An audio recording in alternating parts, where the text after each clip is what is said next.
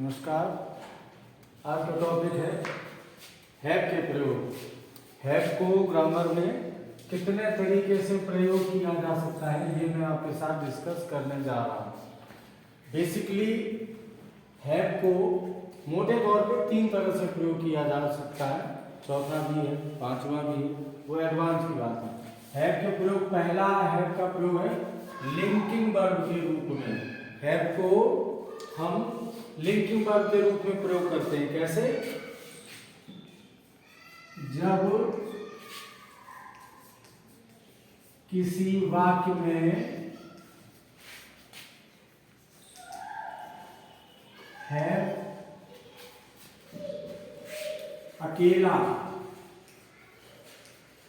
अकेला आए तो वह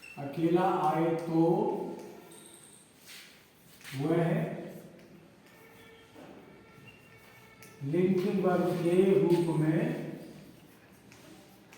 होता है। ये पहला प्रयोग है हैव का। जब किसी वाक्य में हैव अकेला आए तो वह लिंकिंग वर्ब के रूप में होता है। एग्जाम्पल ले लेते हैं। अगर हैव के बाद कोई मेन वर्ब आएगी तो वो लिंकिंग वर्ब नहीं होगी। जब हैव अकेला हो, हैव के बाद कोई मेन वर्ब ना हो, तब यह लिंकिंग वर्ब बनता है। जैसे उसके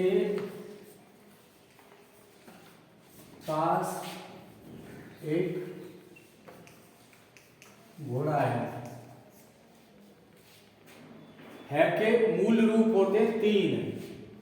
हैज, हैव, हैड। एक वचन में हैज, बहुवचन में है, वर्तमान काल में, पास्ट में वही हैड हो जाते हैं। मॉडल के साथ फ्यूचर में फिर शैल है, विल है हो जाते हैं। तो उसके पास एक घोड़ा है, ट्रांसलेशन होगी ही हैज ए हॉर्स।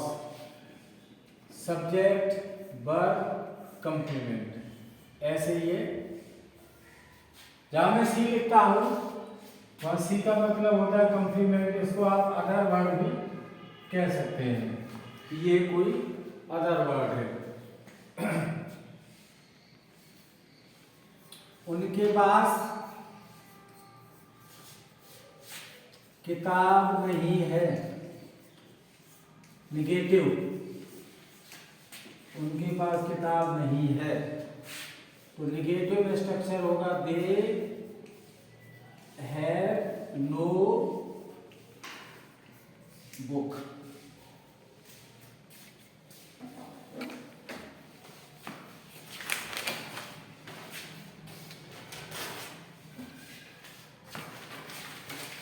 यहां दोनों वाक्यों में आप देखेंगे कि हैव या हैव का जो भी रूप आया है उसके साथ में कोई मेन वर्ब नहीं है, और यही उसकी कंडीशन होती है।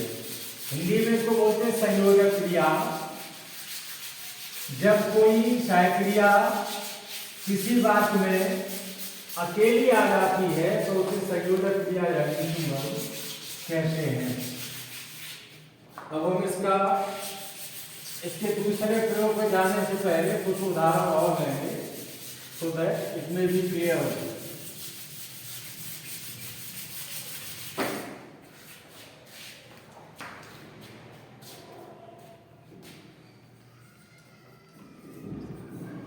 हमारे 4 गाड़ियां हैं। अब यहाँ बाकी थोड़ा सा घुमा दिया गया। हमारे 4 गाड़ियां हैं, इसका मतलब है हम 4 गाड़ियां रखते हैं या हमारे पास 4 गाड़ियां हैं। सब्जेक्ट वही, हमारे से सब्जेक्ट बनेगा वी। आवर या अस के चक्कर में नहीं पड़ सकते। Linking verb have, we have 4। आप कार्स भी लिख सकते हो और मोटर कार्स भी लिख सकते हो गाड़ियों को। केवल कार लिख दो तो भी चलेगा, मोटर कार लिख दो तो भी चलेगा। हमारे 4 गाड़ियां हैं। उसके पास धन नहीं है। उसके शब्द के अनुसार हेज या हर होता है, लेकिन चूंकि कर्ता रूप की बात है, नॉमिनेटिव की बात है, तो ही हैज नो मनी। तीन तरह से ये वाक्य होता है, उसके पास धन नहीं है, वह धन नहीं रखता है, या उसके धन नहीं है, ऐसे भी कह सकते हैं।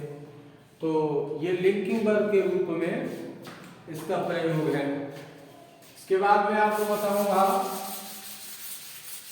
सहायक्रिया के रूप में इनका प्रयोग कहाँ पे होता है। हैव का टाइटल हमारा हैव है ना, तो दूसरा पॉइंट हमारा होगा सहायक क्रिया के रूप में।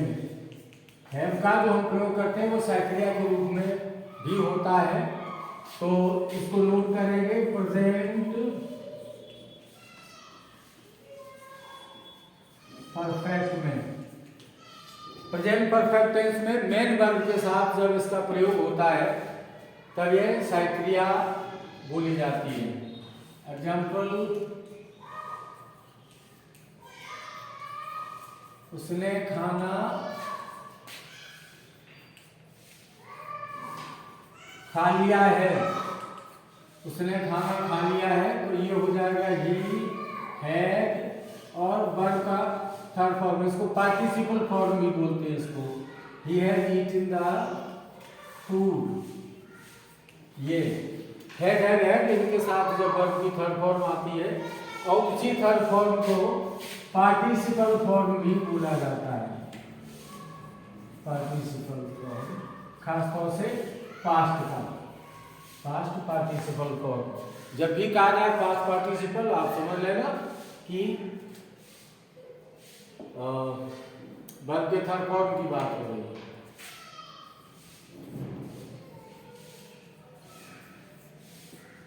वे बाजार गए हैं,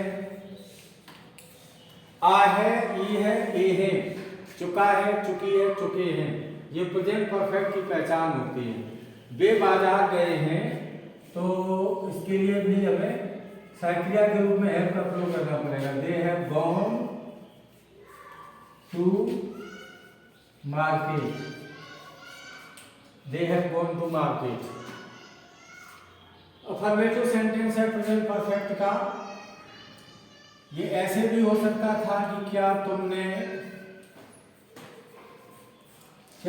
काम समाप्त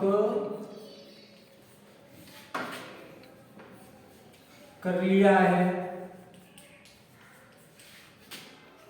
क्या तुमने काम समाप्त कर लिया है।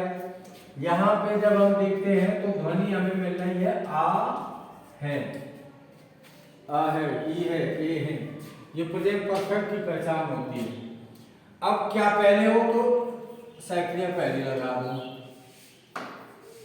हैव यू, फिर है फिनिश्ड,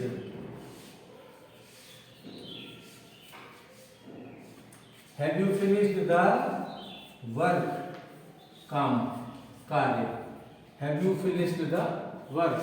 तो ये हैव का या हैव ग्रुप का सहायक क्रिया के रूप में प्रयोग है। तीसरा प्रयोग आपको बताऊंगा पैसिव वॉइस। हैव का तीसरा प्रयोग कहाँ हो सकता है, प्रेजेंट परफेक्ट टेंस की पैसिव वॉइस में हैव बीन या हैव बीन के नाम से इनका प्रयोग होता है। तो पैसिव फॉर्म की बात होती है।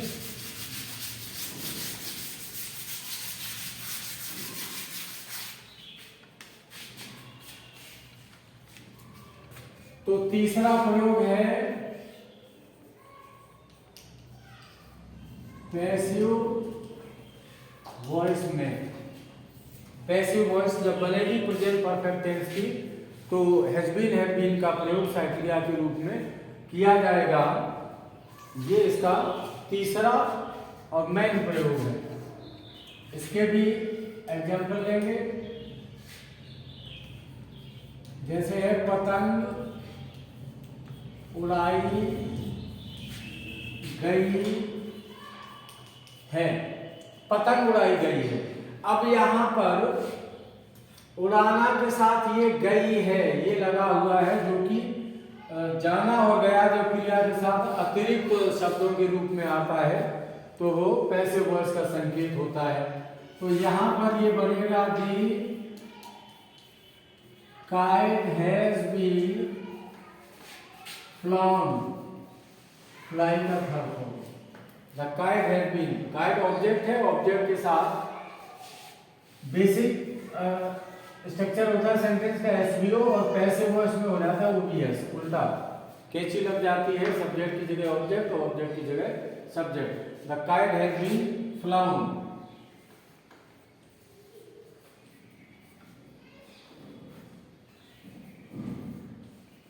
उन्हें बुलाया गया है, उन्हें बुलाया गया है।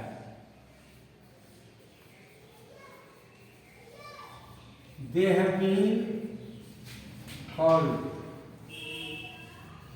उन्हें बुलाया गया है, they have been called। यहाँ भी जैसे इसमें हमने has been का प्रयोग किया था ऑब्जेक्ट के बाद में, वैसे ही यहाँ पर have been का प्रयोग है ऑब्जेक्ट के बाद में, उसके बाद वर्ब की थर्ड फॉर्म लगा करके तब इस सेंटेंस का स्ट्रक्चर पूरा होता है।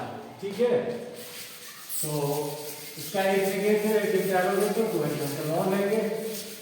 ये है का तीसरा प्रयोग है, हैड का भी कह सकते हैं क्योंकि हैड जो रूट वर्ड है, जो मेन शब्द है, उसमें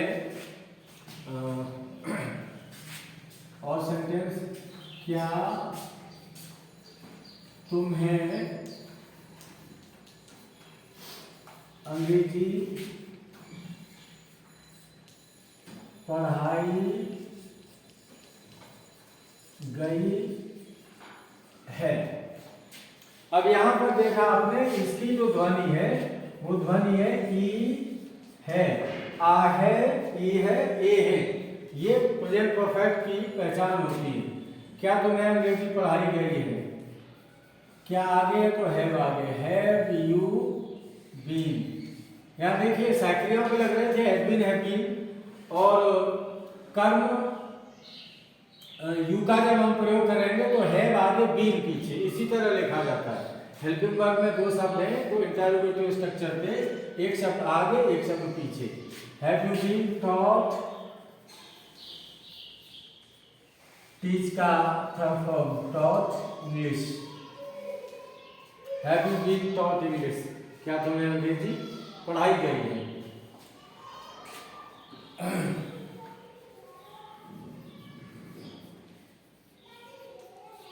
उसे कब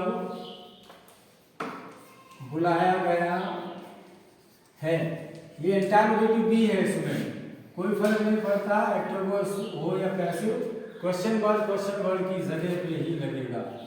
When has he been called? अगर आपको लगे कि आमंत्रण या निमंत्रण है, न्योता है, तो फिर कॉल की जगह पर इनवाइट हो जाती है। When had he been called? उसे कब बुलाया गया है। ये हैव के 3 बेसिक प्रयोग हैं, इनको समझने की कोशिश करें, इनका अभ्यास करें। Thanks for